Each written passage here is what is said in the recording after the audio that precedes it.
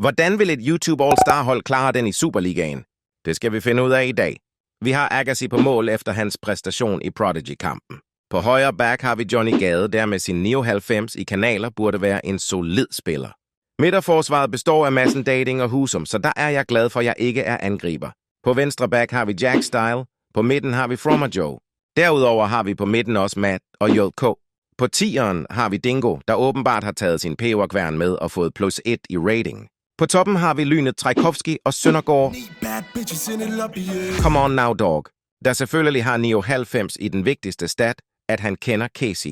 På bænken har vi Krantz, Tobias Møller, Spørg Kasper, Marcos HD, Drøjer, Bækkelund og Krause.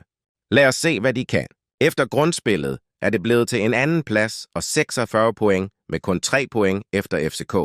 På topscorerlisten har vi Dingo med 17 mål i 22 Superliga-kampe.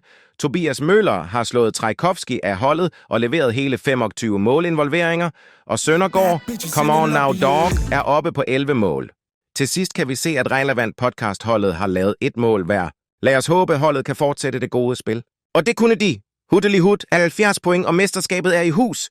Det blev dog desværre til et exit i kvartfinalen efter straffekonkurrence mod Brøndby, så ingen dobbelt i år. Dingo endte som topscorer med 21 mål i 32 kampe. Stærkt efterfulgt af Tobias Møller med hele 31 målinvolveringer. Til sidst kan vi se, at Relevant Podcast nåede op på 18 målinvolveringer, og at Krause og Bækkelund nåede op på dobbelt så mange mål som Matt. Hvis I kunne lide videoen, må I meget gerne smide et like og følge os på alle vores sociale medier, og så skriv en kommentar med, hvilke spillere der mangler på holdet, og hvilken liga de skal tilføjes til næste gang.